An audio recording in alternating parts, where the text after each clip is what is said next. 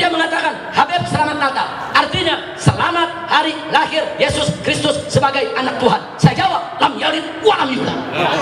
Allah tidak beranak dan tidak diperanakan. Joy, itu dong, setuju gak? Setuju gak? Ya, ada yang protes, Habib jangan begitu, nanti ini kan mengganggu keharmonisan antar umat beragama. Ada kebun, ada lagi ngomong, Habib jangan begitu, nanti mereka tersinggung. Cacing pasir. Jawab jangan. Mestinya yang tersinggung tuh saya, bukan dia. Dia mengucapkan kepada saya, Habib Rizik, selamat Natal. Saya tahu artinya selamat hari lahir Yesus Kristus anak Tuhan, sebagai anak Tuhan. Mestinya saya tersinggung dong. Untung gue gak kepret. Nah kalau kita tersinggung kan mestinya kita kepret, betul? Kurang ajar lu, anak Tuhan dari mana? Kalau Yesus anak Tuhan, bidangnya siapa? Sekarang ini ada politik media yang disebut playing victim. Kenapa orang kafir sudah menjadi pemimpin di Jakarta? Saya bukan bicara syarat, saya bicara kewajiban agama yang dilindungi dan dijamin oleh Undang-Undang Dasar 1945. Siap obati Indonesia, siap sembuhkan Indonesia, siap bangkit dari keterpurukan. Takbir!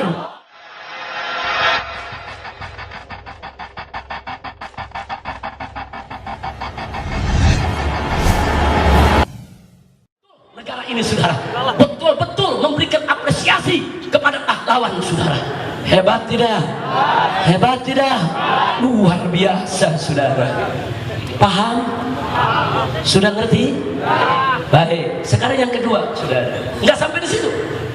Dia dapat hadiah 5 miliar satu orang, saudara. Dapat pensiun 20 juta per bulan seumur hidup. Bahkan ada maskapai penerbangan yang memberikan hadiah. Kedua pebulu tangkis tadi sebagai pahlawan Indonesia, saudara, boleh terbang dengan pesawatnya gratis seumur hidup. Luar biasa, pahlawan. Tapi kalau yang di Rawajati, pahlawannya digusur. Yang di Rawajati kan ada pengibar bendera pusaka tuh, saudara. Rumahnya digusur gak? Rumahnya digusur gak? Rumahnya digusur gak? Bukan pahlawan, bukan, itu sampah masyarakat. Itu kotor di Rawajati, mesti disingkirkan, saudara. Kalau ini bulu tangkis, pahlawan. Ngerti gak lu? Paham? Bagus. Lanjut. Yang kedua, ada seorang pemuda, saudara, ingin mengikuti balap mobil internasional, namanya Rio Haryanto, saudara. Saking pengennya Indonesia ini menang dalam balap mobil internasional, saudara, Rio dibiayai, diberikan sponsor, diiklankan tiap malam di televisi, saudara. Sampai para sponsor berdatangan membiayai Rio untuk ikut, saudara, event-event internasional balap mobil. Sampai dana yang terkumpul tidak kurang dari 250 miliar. 250 miliar, bahkan sampai 300 miliar, karena dana yang terkumpul dalam bentuk euro. 15 juta euro. 15 juta euro itu hampir 300 miliar, saudara. Luar biasa. Disponsori, masuk TV, dilulukan, dipuji-puji, diberi semangat, saudara, supaya jadi juara dunia. Ikut Rio di negeri ini, negeri itu, negeri no, sampai hari ini nggak menang-menang. Jangankan menang, jadi 20 besar aja enggak. Nah, ini ya fakta, bukan fitnah. Tapi tetap disiaran di TV, ini pahlawan nasional yang mengharumkan nama bangsa dan negara. Terus sponsor dikumpulkan supaya besok bisa ikut lagi di luar negeri dengan biaya ratusan miliar. Pahlawan, ini belum jadi pahlawan, ini belum menang, baru calon pahlawan. Luar biasa, hebat Indonesia, sudah. Hebat gak? Hebat gak? Tapi pahlawan di Rawajati digusur. Buru-buru 250 miliar, saudara. Rumahnya dihancurin, betul? Betul? Masya Allah. Kira-kira jelas tidak? Yang ketiga, dengarkan baik-baik yang ketiga, saudara. Ada anak pribumi asli Indonesia. Pribumi asli Indonesia, tinggal di kampung di Pulau Bangka, saudara. Namanya Musa. Belajarnya tiap hari menghafal Al-Quran. Usianya baru 7 tahun. Bicaranya masih sedikit cadel, tapi kalau baca Quran nggak cadel, saudara. Luar biasa. Ikut musabaqah tilawatil Quran internasional di Mesir. Untuk musabaqah bagian apa? Bagian hafal Quran 30 juz. Lawannya dari 80 negara. Rata-rata usianya belasan tahun lawannya, cuman dia yang usianya 7 tahun. Dan dia berhasil, saudara, mendapatkan juara 3 hafiz hafal Quran 30 juz sedunia. Dia juara 3 karena lawan-lawannya belasan tahun. Tapi untuk ukuran umur 7 tahun, dia juara 1 dunia. Saudara, dia mengharumkan nama bangsa, nama negara. Bahkan tetap, saudara, pertama kali dia masuk dalam forum musabaqah, dia memakai pakaian batik khas Indonesia. Dia ingin tunjukkan kepada dunia, Indonesia aku punya negeri, Indonesia aku punya tanah air. Ini aku dari Indonesia, umur 7 tahun bisa hafal Quran 30 juz. Siapa bilang di Indonesia itu tidak ada yang bisa hafal Quran? Dan dia menang, saudara. Bukan hanya menang dalam urusan hafal Quran, berbagai pertanyaan, saudara, dari dewan juri, saudara, dia bisa jawab semuanya. Subhanallah. Kira-kira jelas tidak? Ahlan wasahlan. Dikasih jalan, dikasih jalan. Silakan dikasih jalan untuk Habib Nabil bin Syauqi Al-Qadri. Sallu ala Nabi. Baik, lanjut. Lanjut. Saya mau tanya, jawab yang jujur semua yang ada di sini. Musa ini mengharumkan negara tidak? Jawab yang kompak. Musa mengharumkan negeri tidak? Musa mengharumkan negeri tidak? Musa mengharumkan bangsa tidak? Betul? Yakin? Betul? Yakin? Kalau begitu Musa pahlawan bukan? Pahlawan bukan? Pahlawan bukan? Sampai-sampai kepala-kepala negara Arab, saudara, terkagum-kagum. Sampai Presiden Mesir menyiapkan penghargaan khusus untuk anak ini, saudara. Sampai raja-raja di dunia Arab terheran-heran, anak umur 7 tahun, anak dari kampung, dari pulau Bangka, saudara, di Indonesia, bisa hafal 30 juz di zaman modern seperti ini. Masya Allah. Saya tanya sekali lagi, Musa pahlawan bukan? Jadi pahlawan yang sebenarnya, saya mau tanya, pembalap mobil atau Musa? Pahlawan yang sebenarnya pebulu tangkis atau Musa? Yakin? Yakin? Tapi kok nggak ada yang kasih Musa 5 miliar ya? Kita mau tanya dong. Kok nggak ada yang kasih Musa 5 miliar? Kok nggak ada yang kasih Musa pensiun 20 juta per bulan seumur hidup? Kok nggak ada yang kasih Musa tiket gratis seumur hidup, naik pesawat seumur hidupnya? Nggak ada. Kok nggak ada yang kasih sponsor buat Musa sampai 15 juta euro, saudara? Jadi pertanyaannya, ini negeri kita ini sedang sakit apa, saudara? Saya mau tanya jujur, nih kalau model begini nih, negeri kita sehat apa sakit? Ayo saya mau tanya, sehat apa sakit? Sehat apa sakit? Sakitnya ringan apa parah? Ringan atau parah? Atau dia nggak bisa bedain mana pahlawan mana bukan, saudara? Baik, katakanlah pebulu tangkis itu pahlawan, katakanlah pembalap mobil itu pahlawan, katakanlah mereka diberikan hadiah miliaran, silakan. Tapi Musa pahlawan sebenarnya, nggak boleh dong dibiarkan. Mestinya hadiah untuk Musa jauh lebih besar daripada hadiah untuk pebulu tangkis dan pembalap mobil. Betul? Takbir. Lagi sakit apa nih negeri, saudara? Begitu saya mau tanya sekali lagi, jujur, jawab jujur, negeri kita sehat apa sakit sih? Sehat apa sakit? Sehat apa sakit? Sakitnya ringan apa parah? Ringan apa parah? Karena itu saya mau tanya saudara, prihatin tidak? Siap obati Indonesia? Siap sembuhkan Indonesia? Siap bangkit dari keterpurukan? ribut, kita nggak bisa ngobatin. Saudara, kalau kita mau ngobati, rebut negeri ini, rebut dengan kepemimpinan muslim, rebut dengan sistem Islam, rebut dengan penerapan syariat Islam. Kalau kita nggak rebut, sakit negeri ini akan semakin parah, dan besok kita semua yang akan merasakan daripada akibatnya. Betul? Betul? Nah, khususnya termasuk ibu kota Jakarta harus kita rebut, nggak boleh. Ada urusan apa orang-orang kafir saudara menjadi pemimpin di Jakarta? Orang bilang Habib Rizik, ini Habib Rizik sudah bicara syarat. Saya bukan bicara syarat, saya bicara kewajiban agama yang dilindungi dan dijamin oleh Undang-Undang Dasar 1945 pasal 29 ayat 1 dan 2. Saudara, kita dijamin bahwa setiap warga negara Indonesia berhak untuk menjalankan ibadah sesuai dengan keyakinannya masing-masing, dan bagian daripada ibadah kami nggak boleh dipimpin oleh orang kafir. Betul? Betul? Jadi saya mau tanya saudara, ini syarat atau kewajiban agama? Syarat atau kewajiban agama? Enak yang ngomong Habib Rizik syarat, mulut lu bojekol. Ngomong dikit-dikit syarat. Kita bukan bicara syarat, kita bicara Al-Quran, kita bicara hadis, kita bicara ajaran Islam. Kita nggak bicara syarat, saudara. Kita nggak mau dipimpin sama orang kafir, titik. Betul? Betul? Insya Allah. Makanya kemarin saya diundang di dalam dialog lintas agama.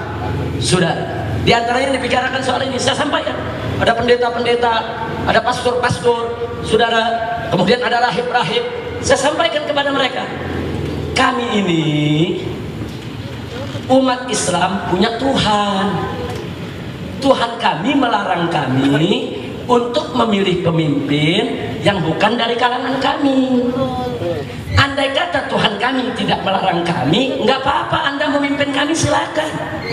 Tapi karena Tuhan kami melarang kami nggak mau dipimpin oleh Anda. Dan ini jangan sebut kami sara.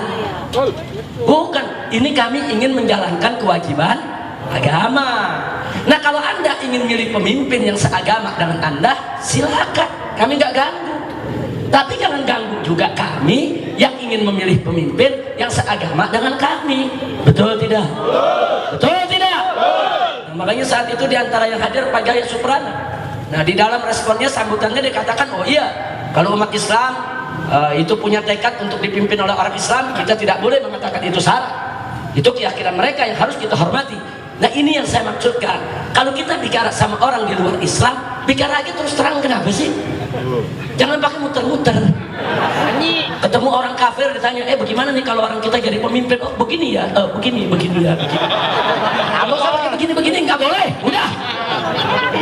Jangan nih, kadang-kadang kita nggak enak, takut tersinggung. Lalu mau menyan. Jangan dikit-dikit tersinggung. Soal apa namanya Natal, saudara. Begitu juga sampaikan kepada mereka kalau kita ketemu. Kalau mereka datang mengucapkan, Ustadz, Habib, selamat Natal ya. Langsung aja sampaikan, maaf, sayangnya orang Islam nggak boleh ikut merayakan Natal. Kalian silakan merayakan Natal, silakan bahagia, silakan senang-senang, tapi jangan ajak umat Islam untuk merayakan Natal. Betul? Kalau ini kita jelaskan, orang Kristen yang nggak tahu jadi tahu, saudara. Jangan dikit-dikit merasa nggak enak, dikit-dikit merasa nggak enak. Nggak ada, kasih tahu aja, saudara. Nah, kalau udah dikasih tahu juga masih bandel, saudara, hus, kata bakar, pikir jagung. Saudara, kalau masih dia tanya, kenapa sih nggak boleh? Saudara, sampaikan aja, itu kan ritual agama Anda, lakum dinukum. Nggak ngerti juga. Nah, kasih tahu juga, itu kan Natal itu kan dalam terminologi artinya kan hari lahir Yesus Kristus sebagai anak Tuhan. Jadi kalau Anda mengucapkan selamat Natal kepada saya, berarti selamat hari lahir Yesus Kristus sebagai anak Tuhan. Itu yang saya tidak boleh jawab.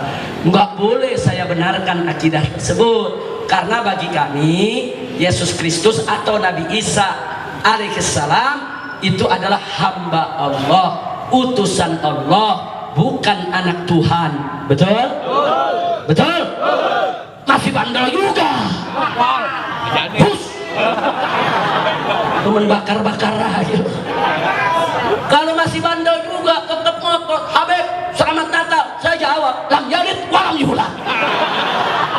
Begitu jawabnya. Setuju? Setuju? Loh, kenapa dijawab begitu? Kan dia mengatakan Habib selamat Natal, artinya selamat hari lahir Yesus Kristus sebagai anak Tuhan. Saya jawab, lam yalid walam yulad. Allah tidak beranak dan tidak diperanakan. Joy, itu dong. Setuju gak? Setuju gak? Ya, ada yang protes, Habib jangan begitu, nanti ini kan mengganggu keharmonisan antar umat beragama. Ada kebun. Aku lagi ngomong, Habib jangan begitu, nanti mereka tersinggung. Cacing pasir. Jawab jangan. Mestinya yang tersinggung tuh saya, bukan dia. Dia mengucapkan kepada saya, Habib Rizik, selamat Natal. Saya tahu artinya selamat hari lahir Yesus Kristus anak Tuhan sebagai anak Tuhan. Mestinya saya tersinggung dong. Untung gue gak kepret. Nah kalau kita tersinggung kan mestinya kita kepret, betul? Kurang ajar lu, anak Tuhan dari mana? Kalau Yesus anak Tuhan, bidangnya siapa?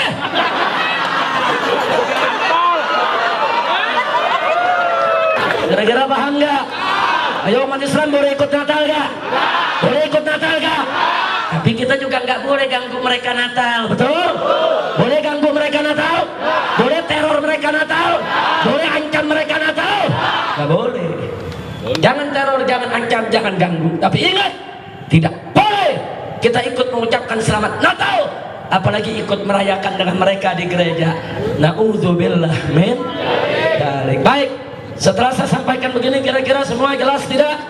Paham tidak? Siap bangkit? Siap melawan media-media musuh Islam? Betul? Nah karena itu saudara doakan. Kami dari FPI sedang merintis untuk membangun kekuatan media. Kami akan membangun aplikasi FPI yang serbaguna, yang bisa digunakan oleh seluruh masyarakat se-Indonesia. Dan kami sedang mempersiapkan server sendiri. Kami tidak mau server numpang di tempat orang, sudah. Bahkan kalau program ini berhasil dengan izin Allah, insya Allah 5-10 tahun kalau perlu kita umat Islam punya satelit sendiri, sudah. Takbir. Nah, gitu kita harus bangkit. Tapi ingat, kita harus berjuang bersama. Nggak boleh kita pecah belah, betul? Nah, makanya saya minta kepada semua kalangan, baik dari kalangan Ahlus Sunnah wal Jamaah maupun dari kalangan di luar Ahlus Sunnah wal Jamaah, selama Anda Muslim, selama Anda cinta Islam, selama Anda betul-betul ingin Islam ini jaya, ayo mari kita jaga persatuan persaudaraan kita. Jangan pecah belah daripada persatuan umat Islam, betul? Insya Allah kalau kita bersatu, kita akan menang. Siap bersatu? Siap bersaudara? Siap bangkit berjuang? Takbir! Takbir! Sallu ala Nabi. Alhamdulillah. Nah yang terakhir, propaganda media. Hati-hati. Sekarang ini ada politik media yang disebut playing victim. Apa itu playing victim? Mempermainkan politik seolah-olah yang bersangkutan itu terzalimi menjadi korban, padahal dia sendiri yang buat, saudara. Hati-hati. Sekarang ini di media banyak beredar stiker-stiker menghina Ahok, saudara. Ada Ahok lagi dorong babi, ada Ahok pakai muka babi. Saya tanya, di media banyak tidak? Hati-hati. Sebagian ya dibuat dari kalangan umat Islam yang benci Ahok, tapi sebagian besar lagi mereka yang buat sendiri, saudara. Hati-hati. Pendukung mereka, tim mereka, saudara, sengaja membuat stiker untuk menghina Ahok, melecehkan Ahok, menistakan Ahok, supaya masyarakat Jakarta simpatik, merasa kesian, seolah-olah Ahok itu terzalimi, teraniaya, korban. Dan bahayanya karakter bangsa Indonesia paling senang membantu orang jadi korban. Hati-hati, saudara. Ini nggak boleh kita lanjutkan yang begini. Hati-hati, waspada, nggak perlu kita sebar-sebarin, saudara. Kita fokus saja buat stiker-stiker yang bagus untuk calon-calon yang kita dukung, saudara. Setuju tidak? Setuju tidak? Kutil babi anggap aja nggak ada. Ngapain repot-repot, saudara? Nggak usah pakai bikin dia ngedorong babi, orang dia udah babi kok.